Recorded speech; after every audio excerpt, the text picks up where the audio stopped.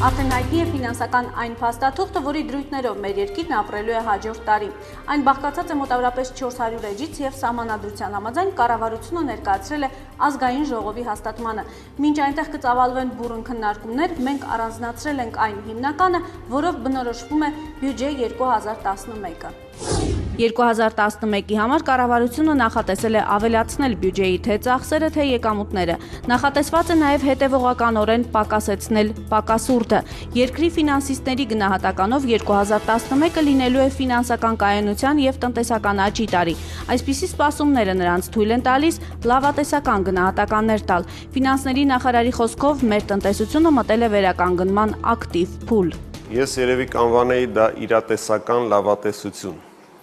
որովհետև իրոք անցյալ տարվա բավականին ծանր ճգնաժամից հետո, որը ըստ էությամբ կարելի ասել արդեն հաղթահարվել է, հիմա երկրի տնտեսությունը ակտիվ մտել է վերականգնման փուլ։ Եվ այդ վերականգնումը բավականին արագ է իրականացվում, ասեմ, որ մենք 2011 թվականին արդեն նոմինալ արժեքային ցուցանիշներով ըստ էության կվերականգնենք 2008 թվականի ծավալները,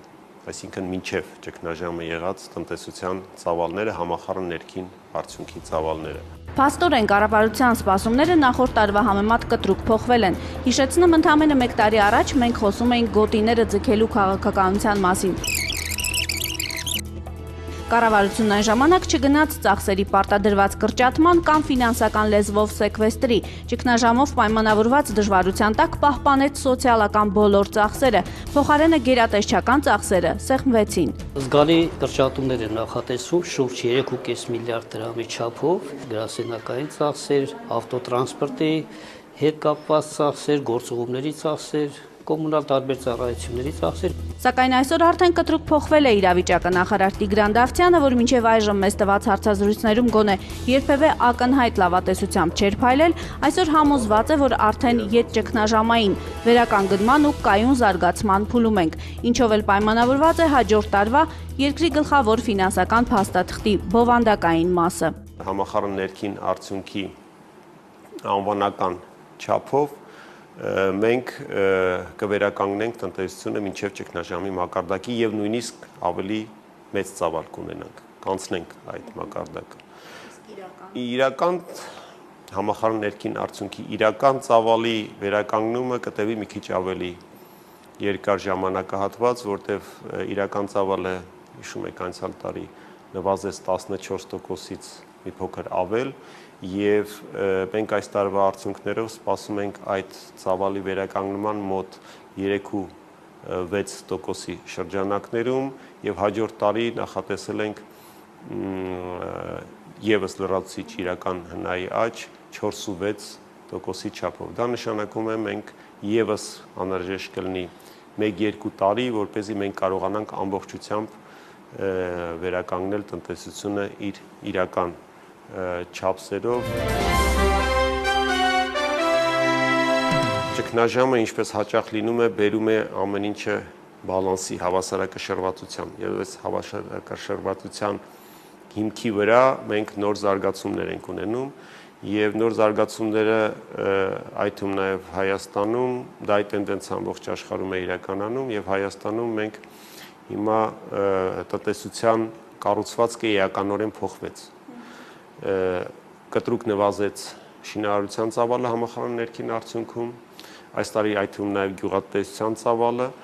եւ բավականին արագ տեմպերով է աճում արդյունաբերությունը, ծառայությունների ոլորտը, արտահանման ծավալները եւ այդ առումով ես կասեի, որ դրանք դրական միտումներ են,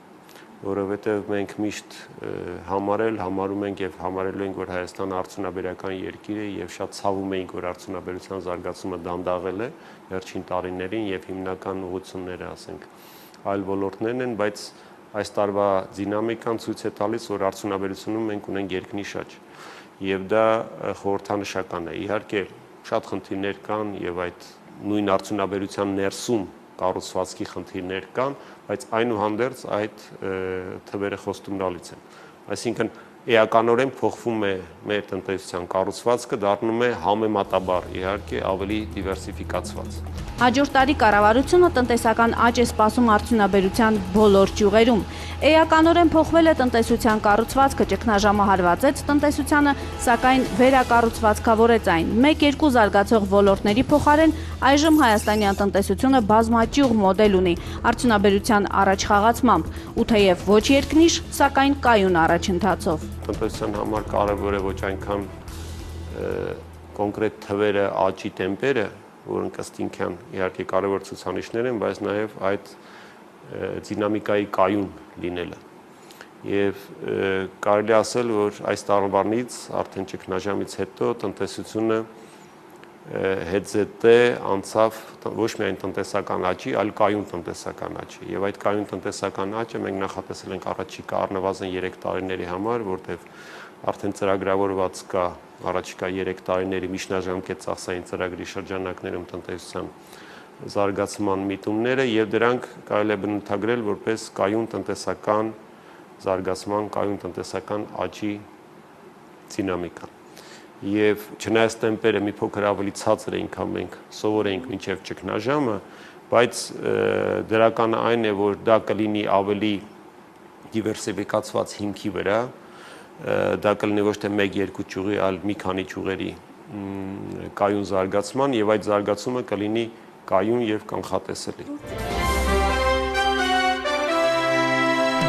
2011 թվականի պետական բյուջեի նախագծով սոցիալական ոլորտին հատկացվում է 272 միլիարդ դրամ, 27 միլիարդով ավելի քան ընթացիկ տարում։ 2011 թվականի պետական բյուջեն, ինչպես նաև մեր վերջի տարիների պետական բյուջեները ունեն հստակ սոցիալական ուղղվածություն։ Եվ այդ սոցիալական ուղղվածությունը ոչ միայն պահպանվելու է, այլև մեծանալու է։ Եվ սոցիալական ծախսերի մասնաբաժինը նույնիսկ ավելանալու է հաջորդ տարվա ընթացքում։ Մենք 265 միլիարդ մենակ սոցիալական ապահովության ծախսեր ենք կատարելու հաջորդ տարվա համար։ Սա մոտավորապես 26%-ից ավել է բյուջեի ծախսային հատվածից, իսկ եկամտային հատվածի մոտ 1/3-ից ավել է կազմում։ Այսինքն մեր եկամուտների 1/3-ից ավելը մենք ուղղում ենք սոցիալական ապահովության խնդիրների լուծմանը։ Եվ դրանք էականորեն ավելանում են։ 2011-ի համար նախատեսված է 63 միլիարդ դրամի լրացուցիչ եկամուտների հավաքագրում, եւ այդ գումարի առյուծի բաժինը կառավարությունը դարձյալ նախատեսել է սոցիալական եւ մշակութային ծախսերի համար։ Այստեղ նկատի է առնված մշակույթի ոլորտի աշխատակիցների աշխատավարձերի մոտ 15%-ով բարձրացումը, ու դեռ այս տարվա նոյեմբերից մեկնարկելիք թոշակների ու նպաստների բարձրացումը համապատասխանաբար 12 եւ 15%-ներով։ Իհարկե, մենք ընդունում ենք, որ միշտ կա անբավարարվածություն մակարդակի չափերի հետ կապված, դա աշխարհի գրեթե բոլոր երկրներում կա եւ հազիվ թե գտնեք աշխարհի երկիր, որտեղ թե բնակչությունը, թե տնտեսությունը, թե կառավարությունը բավարարված լինեն այդ ծավալներով, սոցիալական հատկացումների, բայց իհարկե մենք անում ենք այն, ինչ որ հնարավորություն է տալիս մեր եկամուտները։ Այսպիսով մեր եկամուտների 1/3-ը ուղղված է սոցիալական ծախսերին, ասում է նախարար Դավթյանը։ Եթե համադրենք թվերն, ապա սոցիալական ծախսերի ամբողջական կշիռը բյուջեի ծախսերի ամբողջ ծավալում կազմում է 44%-ից ավելի։ Ծանրակշիռ մաս են ապահովում նաև պաշտպանությանն ուղղված ծախսերը։ Դրանք կավելացվեն 4.5 միլիարդ դրամով ու կհասնեն 140 միլիարդի։ Արժե իմանալ նաև, որ 63 միլիարդ լրացուցիչ եկամուտներում 9 միլիարդով ավելացվում են առողջապահության ծախսերը, 3 միլիարդից մի քիչ ավելի կրթության ոլորտի հատկացումները, որոնք կկազմեն 108 միլիարդ դրամ։ Ընդ որում այստեղ կշարունակվեն կապիտալ ծրագրերը, որոնց ավելանում է նաև ավագ դպրոցների կառուցմանն ուղղված 1 միլիարդ 200 միլիոն դրամը։ Վերջապես առանձին տողով ավելացվել են գիտությանն ուղղված գումարները 1 միլիարդ դրամով, ինչը թույլ կտա ոլորտում բարձրացնել աշխատավարձերը։ 1 միլիարդ 680 միլիոն էլ կառավարությունը 2011-ի համար նախատեսել է ավանդների վերադարձմանը, եւ դա Տիգրան Դավթյանի գնահատականով ավելին է, քան մինչ ճգնաժամային ժամանակներում։ 2011-ին բյուջեի միջոցներով 2 անգամ ավելի շատ ճանապարհ կկառուցվի, քան այս տարի։ 3 միլիարդ 700 միլիոն կառավարությունը առանձնացրել է այս նպատակի համար։ Նախորդ տարվանից 5 միլիարդով ավելի 27 միլիարդ հաջորդ տարի կառավարությունը կհատկացնի աղետի գոտու շարունակական շինարարությանը։ Բյուջեի պակասուրդի աստիճանական կրճատում կառավարության քաղաքականությունն այս իմաստով այսպիսին է, թե այս թե հաջորդ տարի նախատեսված է այն հասցնել ընդունելի մակարդակի, այն է 3%-ից ցածր։ Տիգրան Դավթյանը կարևորում է, որ դա կատարվում է հատկապես ներքին ռեսուրսների հաշվին։ Մենք այն ժամանակ էլ ասեցինք, որ ճգնաժամի ավարտից հետո մենք լուրջ ջանքեր պետք է գործադրենք այդ ծավալը էականորեն հետզհետե քայլ առ քայլ նվազեցնելու, որը մենք փաստորեն իրականացնում ենք այս տարվանից,